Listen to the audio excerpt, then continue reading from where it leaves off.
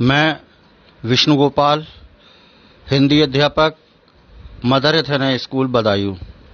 प्यारे बच्चों, आज हम आपको आपकी हिंदी व्याकरण की कक्षा 7 की पाठ्य पुस्तक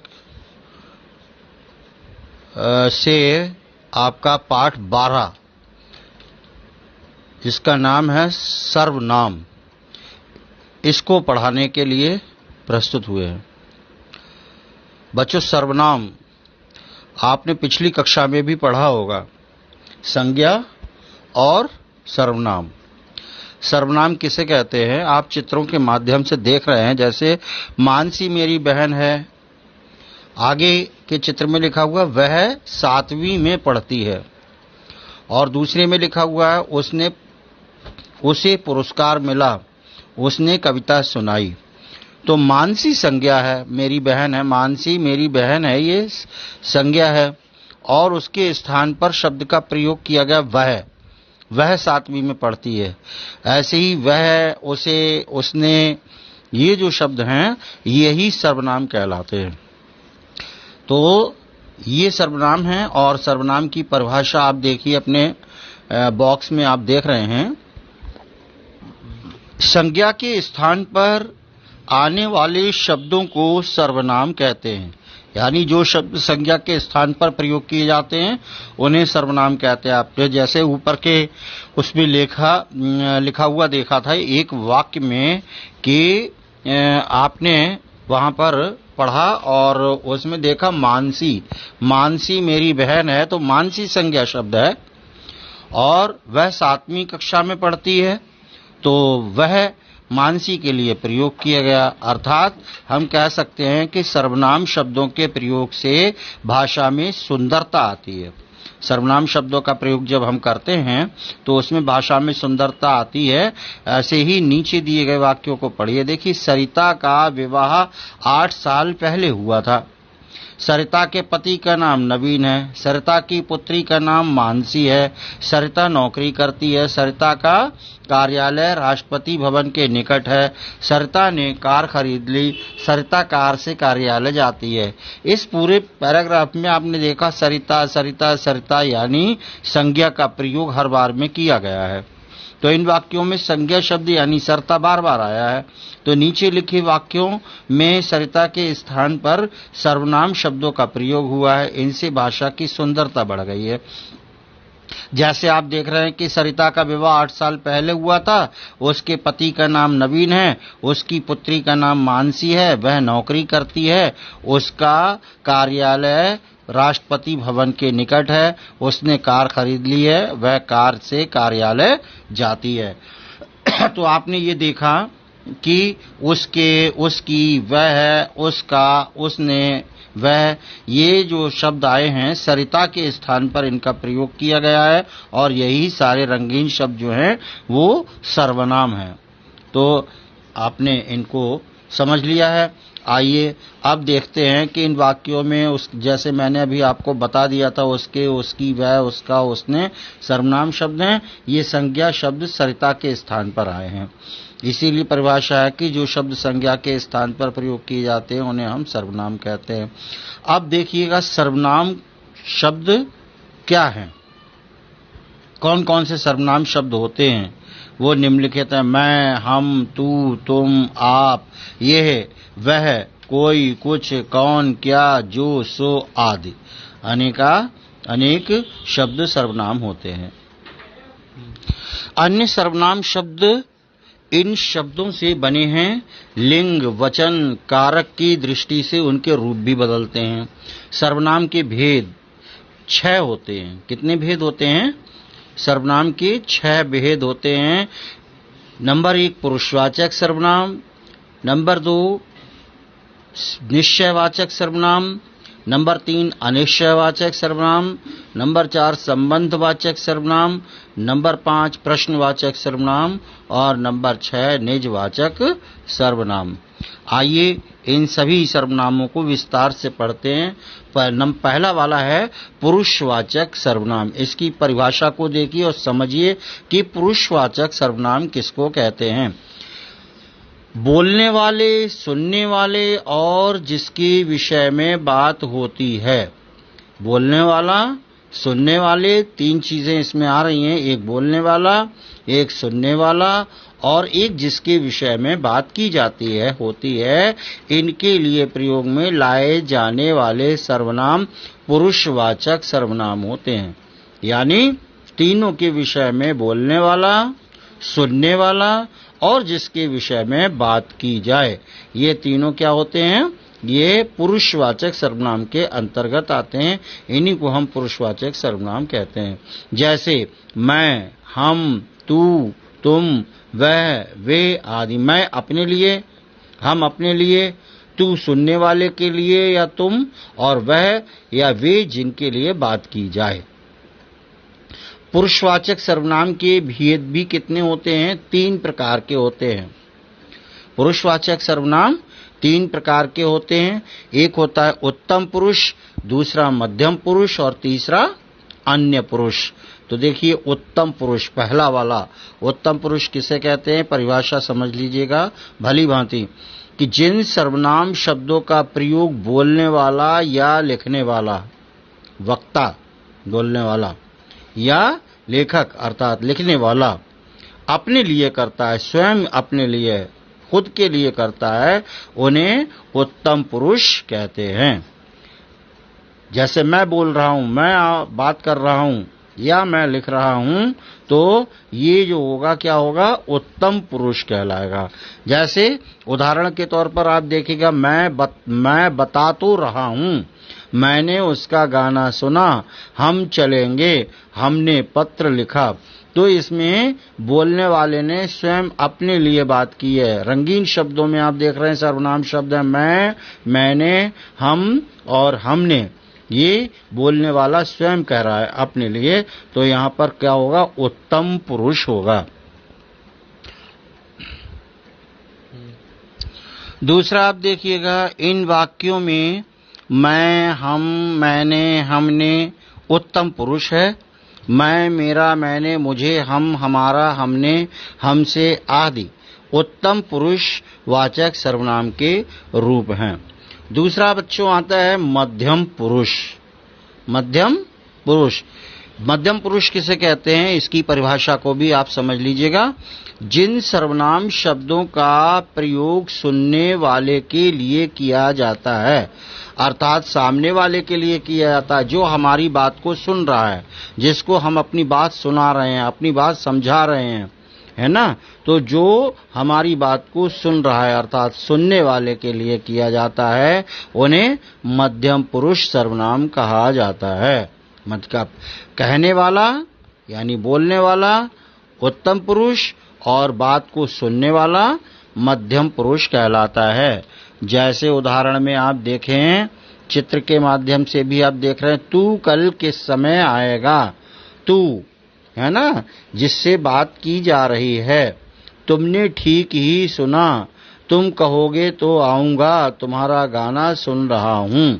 तो जो बोल रहा है वो किसी दूसरे से, सामने वाले से जो बात कर रहा है, उसमें सर्वनाम शब्द तू, तुमने, तुम और तुम्हारा, है ना? इन वाक्यों में ये शब्द आए हैं, तू, तुम, तुमने, तुम्हारा। यही मध्यम पुरुष सर्वनाम है।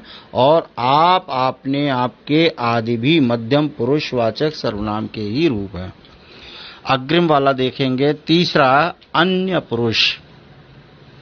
अन्य पुरुष माने कोई दूसरा व्यक्ति जिसके विषय में कोई बात की जाती है, जिसके संबंध में कोई बात की जाती है, उसे हम अन्य पुरुष कहते हैं। देख रहे हैं आप, जिन सर्वनाम शब्दों का प्रयोग वक्ता या श्रोता किसी अन्य व्यक्ति के लिए करता है, जिन सर्वनाम शब्दों का प्रयोग वक्ता या श्रोता अन्य व्यक्ति के लिए करता है, उसे क्या कहते हैं? अन्य पुरुष सर्वनाम कहते हैं। अन्य माने जिसके विषय में बात की जा रही है, जो बात कर रहा है, जिससे बात कर रहा है और जिसके संबंध में बात कर रहा है, जिसके विषय में बात कर रहा है, वह अन्य पुरुष होता है।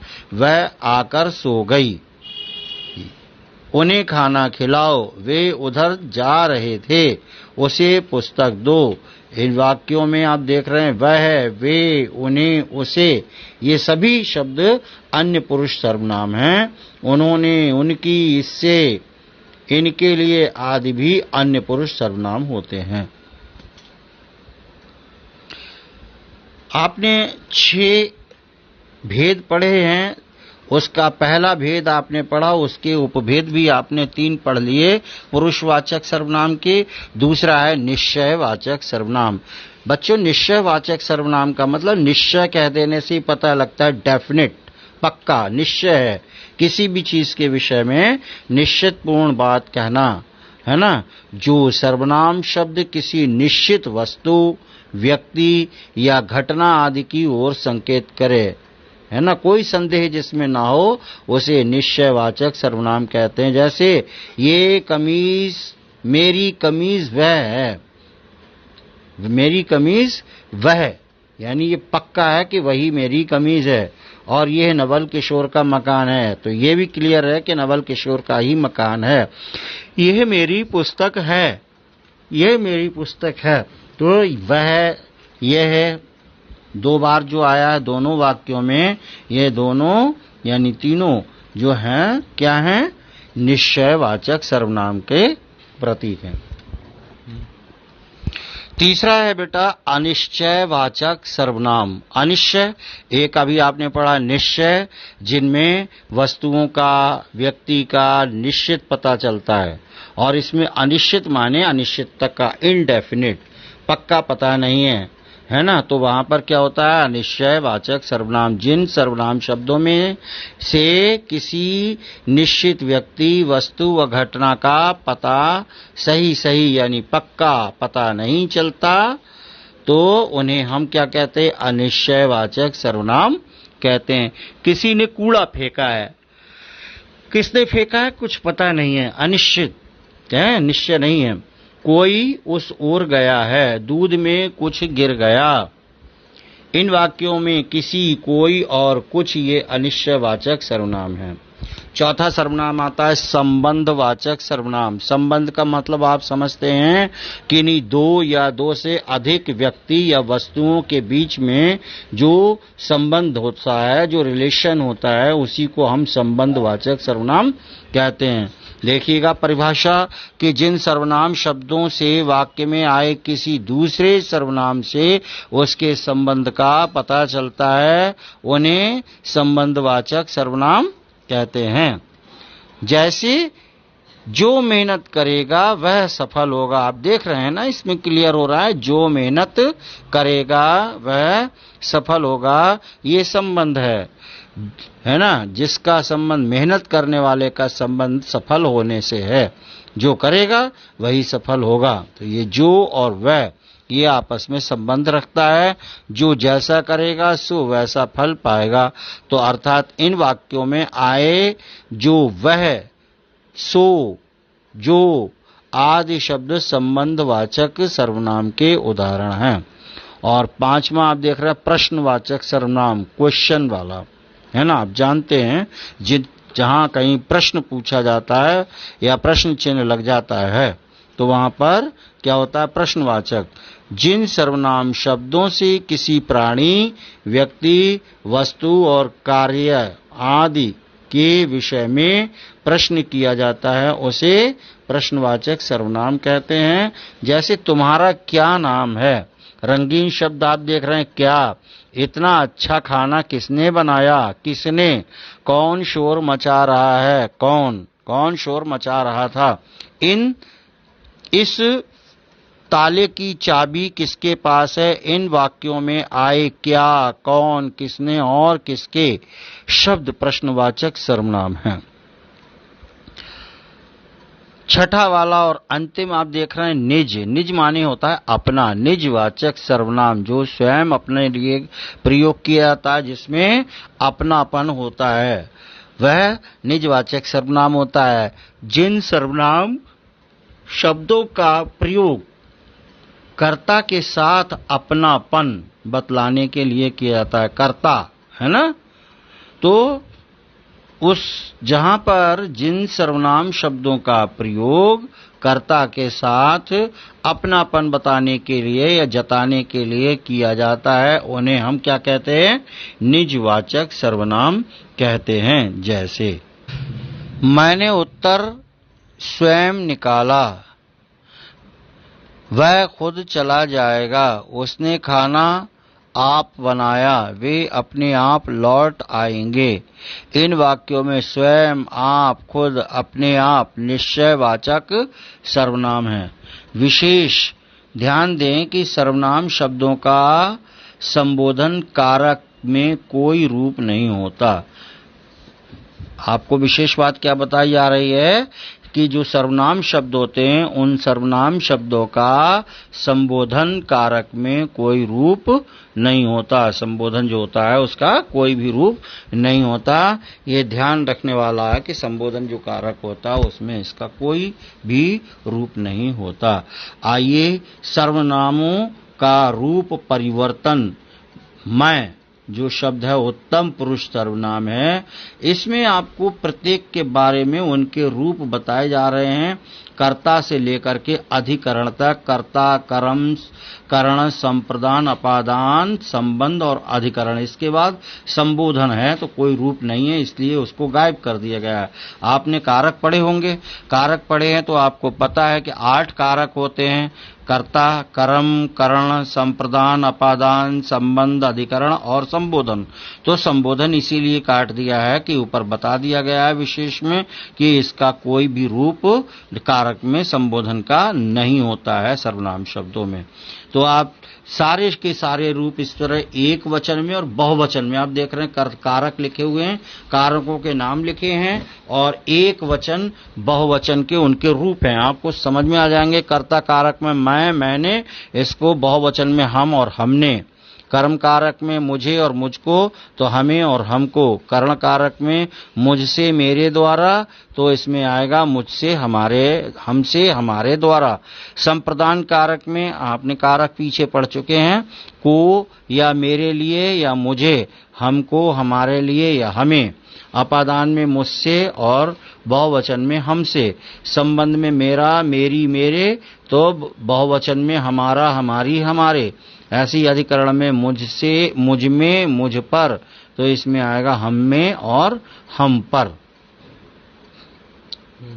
मध्यम पुरुष में तू यानी सामने वाला जिससे बात की जाए, तुम या तू या तुझे, इस प्रकार के शब्द आएंगे। तो एक वचन बहुवचन में इनका क्या रूप होगा? कारक चिन्ह आपके सामने, आप देखते जाएंगे। कर्ता कारक में तू, तूने, तुम, तुमने। कर्म कारक में तुझे, तुझको, तुम्हें, तुमको। करण कारक में तुझसे, तेरे द्वारा, तुमसे, तुम्हारे द्वारा। संप्रदान कारक में तुझे या तेरे लिए, तुम्हें, तुम्हारे लिए। अपादान कारक में तुझसे और यहाँ आएगा तुमसे। तो संबंध कारक में एक वचन में रहेगा तेरा, तेरी, तेरे तो बहुवचन में हो जाएगा तुम्हारा, तुम्हारी, तुम्हारे। और अधिकरण कारक में तुझसे, तुझ पर, तुमसे, तुम पर। ध्यान दे बच्चों, विशेष में तू का प्रयोग आजकल बहुत कम होता है। शिष्टाचार तू के स्थान पर तुम का प्रयोग सर्वमान्य हो गया है। तू इसका प्रयोग करते हैं जैसे अब तुम क्या पढ़ रहे हो, तुम कहाँ रहते हो। तू का प्रयोग अत्यधिक निकटता, प्रेम या निरादर के लिए किया जाता है। बहुत अधिक प्रेम किसी से होता है और बिल्कुल भी उसमें कोई मतलब हम कह सकते हैं कि तू जब हम कहेंगे तो प्रेम ज्यादा होगा, अपनापन ज्यादा होगा, इसलिए हम उसका प्रयोग करेंगे। जैसे तू तो मेरा प्यारा बेटा है, तू भाग जा यहाँ से, फिर कभी ना आना।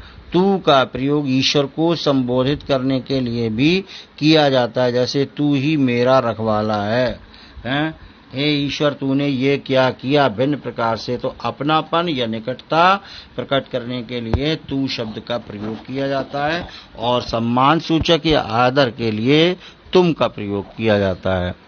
वह अन्य पुरुषवाचक सर्वनाम। अन्य पुरुष सर्वनामवाचक में वह का प्रयोग होता है। तो देखिएगा ये आगे दिए जा रहे हैं। कर्ता, कर्म, करण, संप्रदान, अपादान कारकों में कर्ता कारक में एक वचन, बहुवचन, वह, उसने, वे, उन्होंने। कर्म में उसको, उसे और उनको, उन्हें। करण में उससे, उसके द्वारा, उनसे, उनके द्वारा। संप्रदान में उसे, उसको, उसके लिए, उन्हें, उनको, उनके लिए। इसी क्रम में आगे देखेंगे बच्चों। अपादान कारक में उससे, उनसे, संबंध में उसका, उसकी, उसके।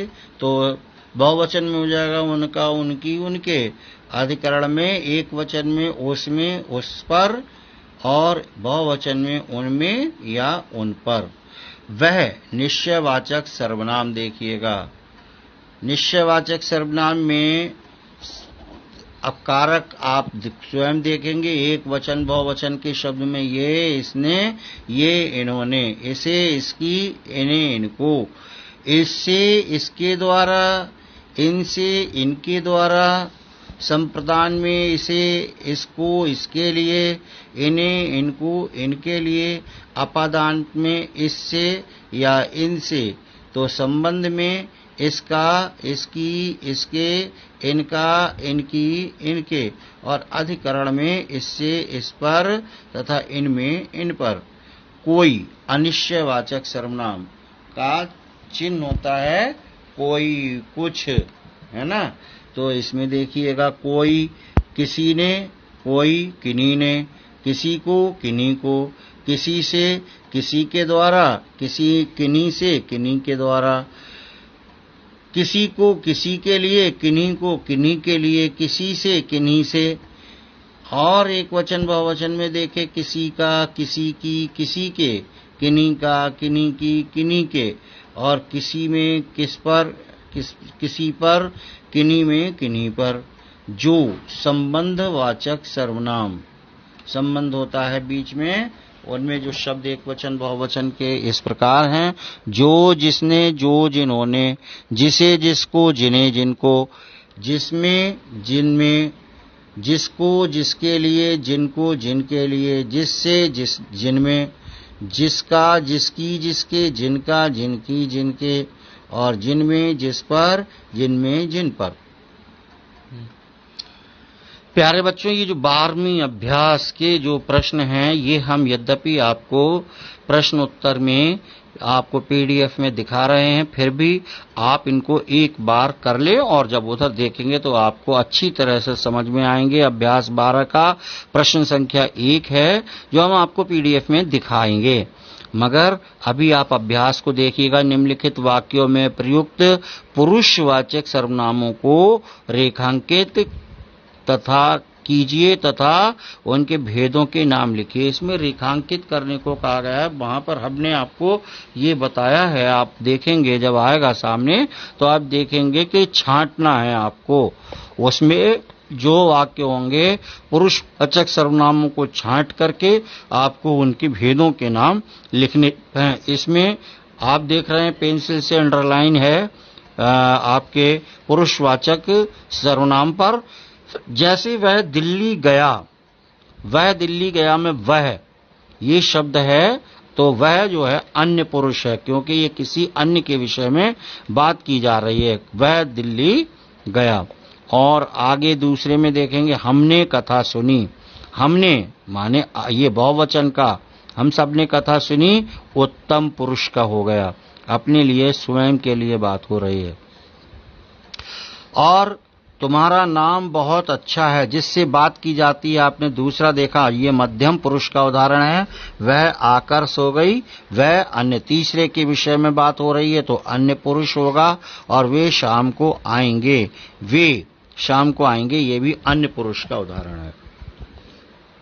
प्यारे बच्चों, आप देख रहे हैं तू किस बस से आया है, आप देख रहे हैं तू, यद्यपि इसमें हम क्या छांट रहे हैं, तू। तो इस हिसाब से वैसे हमने पूछे किस बस से आया है, प्रश्नवाचक हुआ, किस बस से आया है, लेकिन तू को हमने अंडरलाइन किया है, तू, तो इसका मतलब ये कौन सा पुरुष हो गया? उत्तम पुरुष के बाद मध्यम पुरुष हो गया। सामने वाले से, दूसरे व्यक्ति से बात की जाती है जो कर रहा है, तू किस बस से आया, तो ये मध्यम पुरुष भी हो गया है। और इसमें आपको ऊपर दिखाया भी जा रहा है, लिखा हुआ है मध्यम पुरुष, जो छिप गया था वो मैंने आपको क्लियर कर दिया है।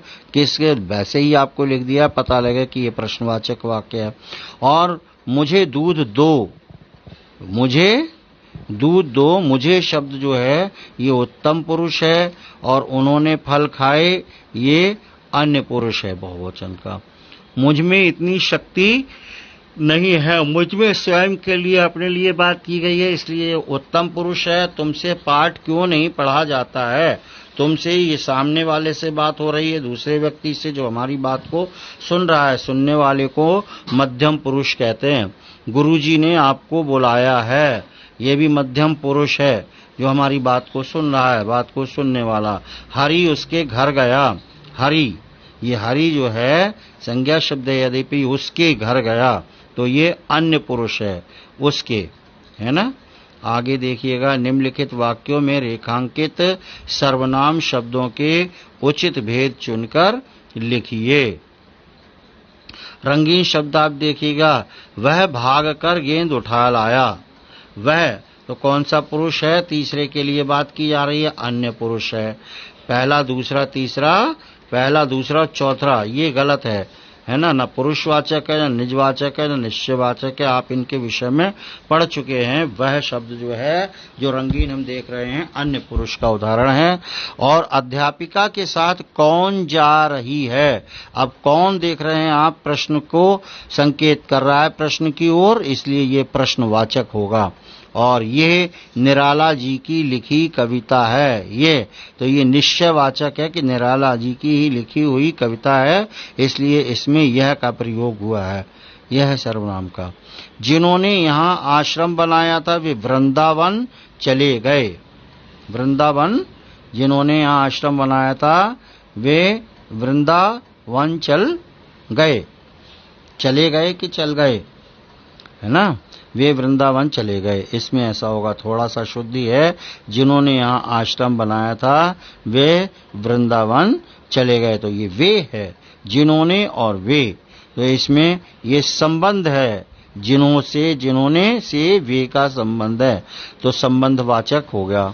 और वह स्वयं अपना काम करती है, स्वयं माने खुद अपना काम, निजवाचक। ऐसे वाक्य क्या है? निजवाचक हैं। तो किसी ने यहाँ कूड़ा फेंका है, किसी ने कूड़ा फेंका है, किसी ने, आप रंगीन शब्द देखिए तो ये पक्का पता नहीं है कि किसने फेंका है, इसलिए ये अनिश्चयवाचक सर्वनाम होगा। सुनंदा की पुस्तक किसके पास है?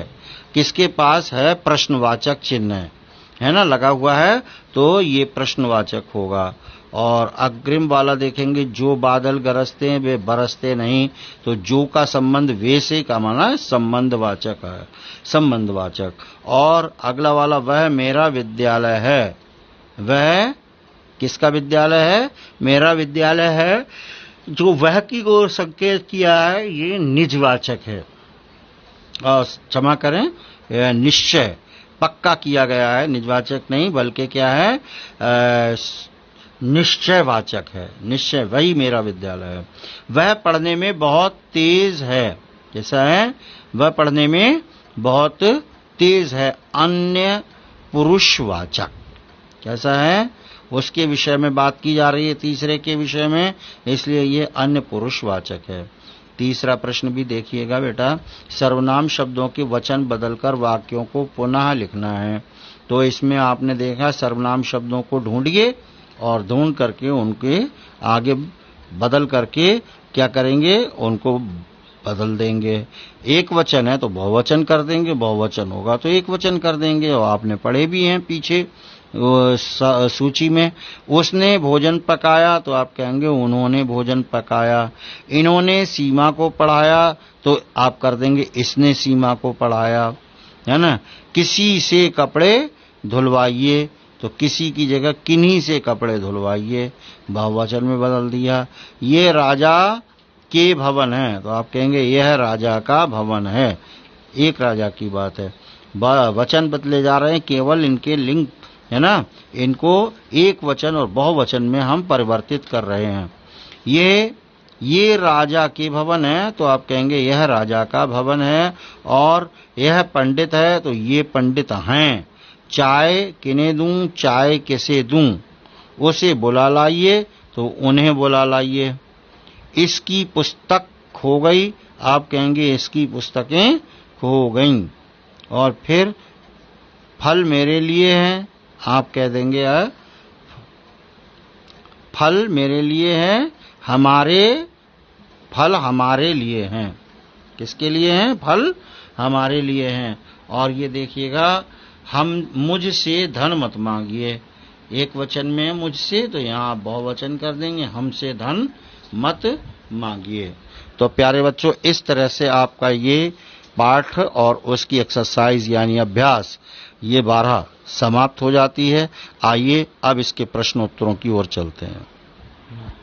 बच्चों, आप देख रहे हैं हिंदी व्याकरण के पाठ 12 सर्वनाम की अभ्यास प्रश्न आपके सामने हैं। उसका पहला प्रश्न है, सर्वनाम की परिभाषा उदाहरण सहित लिखिए। यद्यपि आपकी अभ्यास में नहीं है, फिर भी मैं आपसे ये प्रश्न करवा रहा हूं कि जिन बच्चों को अगर नहीं याद है तो वो अपनी याद कर सकते हैं और लिख भी सकते हैं। यद्यपि अधिकांश बच्चों को सर्वनाम की परिभाषा याद होगी। ये कक्षा 2 से या 3 से संज्ञा और सर्वनाम की परिभाषा बच्चों को, संज्ञा है, सर्वनाम है, एक वचन, वचन, बहुवचन, लिंग है ना, ये सब पढ़ाए जाते हैं और बच्चों को याद ही हो जाते हैं। सबसे सरल टॉपिक होते हैं ये। तो सर्वनाम की परिभाषा उदाहरण सहित लिखिए। सर्वनाम की परिभाषा, संज्ञा के स्थान पर आने वाले शब्दों को सर्वनाम कहते हैं। जैसे मैं, तुम, हम, वह, आप, कोई, कुछ, कौन, क्या, जो, सो आदि। प्रश्न संख्या 2 देखिए, सर्वनाम के कितने भेद होते हैं, उनके नाम लिखिए। प्रत्येक के नाम आप लिख रहे हैं।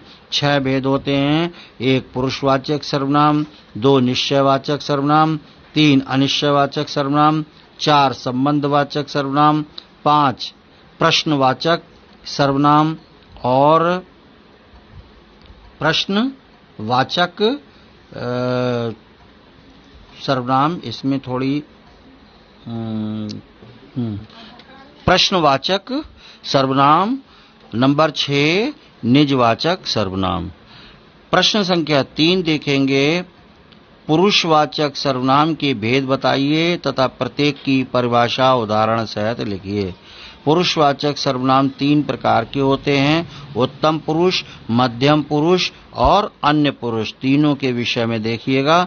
उत्तम पुरुष, पहला पुरुष है उत्तम पुरुष, जिन सर्वनाम शब्दों का प्रयोग बोलने वाला या लिखने वाला अपने लिए यानी स्वयं के लिए, खुद के लिए करता है, उन्हें उत्तम पुरुष कहते हैं। जैसे मैं तो बता रहा हूं, मैंने उसका गाना सुना। मध्यम पुरुष में देखें, जिन सर्वनाम शब्दों का प्रयोग सुनने वाले के लिए किया जाता है, उन्हें मध्यम पुरुष सर्वनाम कहते हैं। जैसे तू कल किस समय आएगा, तुमने ठीक ही सुना। अन्य पुरुष तीसरा वाला पुरुष है, जिन सर्वनाम शब्दों का प्रयोग वक्ता या श्रोता किसी अन्य व्यक्ति के लिए करता है, उसे अन्य पुरुषवाचक सर्वनाम यानी अन्य पुरुष सर्वनाम कहते हैं। जैसे वह आकर सो गई, उन्हें खाना खिलाओ। प्रश्न संख्या 4 देखिएगा, निम्नलिखित वाक्यों में प्रयुक्त पुरुषवाचक सर्वनामों के भेदों के नाम लिखिए। इसमें देखिएगा वाक्य अलग दिए गए हैं और उनके भेदों के नाम अलग दे दिए गए हैं। आप देखिएगा, वह दिल्ली गया। अन्य पुरुष, हमने कथा सुनी। उत्तम पुरुष, तुम्हारा नाम क्या है। मध्यम पुरुष, वह आकर सो गई। अन्य पुरुष, वे शाम को आएंगे। अन्य पुरुष, तू किस बस से आया। मध्यम पुरुष, मुझे दूध दो। उत्तम पुरुष, उन्होंने फल खाए। अन्य पुरुष, मुझ में इतनी शक्ति नहीं। उत्तम पुरुष, और तुमसे पाठ क्यों नहीं पढ़ा जाता है। मध्यम पुरुष, गुरुजी ने आपको बुलाया। मध्यम पुरुष, हरि उसके घर गया। अन्य पुरुष। प्यारे बच्चों, इसके बाद आप देख रहे हैं अपनी स्क्रीन पर गृह कार्य के कुछ प्रश्न। पहला प्रश्न है, सर्वनाम शब्दों के वचन बदलकर वाक्यों को दोबारा लिखिए।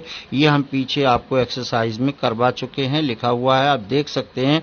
उसने भोजन पकाया, उन्होंने भोजन पकाया।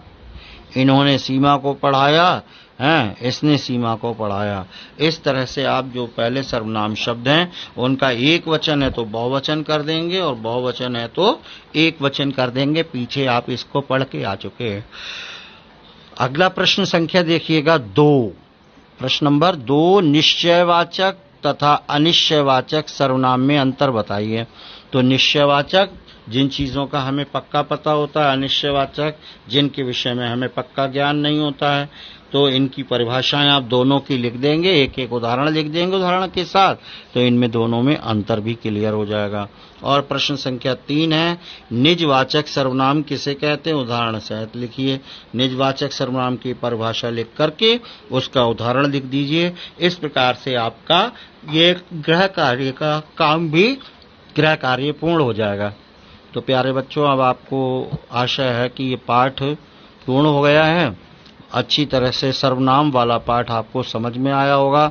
सर्वनाम, इसके अंतर्गत आपने पढ़े सर्वनाम की परिभाषा किसे कहते हैं और कौन कौन से सर्वनाम होते हैं, उनके भेद कितने होते हैं, उनके भेदों के उपभेद पढ़े, उनके विषय में पढ़ा और फिर उनके सभी के क्रमशः एक वचन और बहुवचन वाले रूप भी आपने पढ़े। प्रश्नोत्तरों को आप समझ चुके हैं। आशा है आपको बहुत अच्छी तरह ये पाठ समझ में आया होगा। इसको और अच्छी तरह समझने के लिए आप बार बार इसका अध्ययन करेंगे, पीडीएफ देखेंगे, वीडियो देखेंगे। जितना आप इसका अध्ययन करेंगे पाठ आपका उतना ही अच्छा कंठस्थ होगा। अगली वीडियो में हम आपसे पुनः मिलते हैं। तब तक के लिए नमस्कार।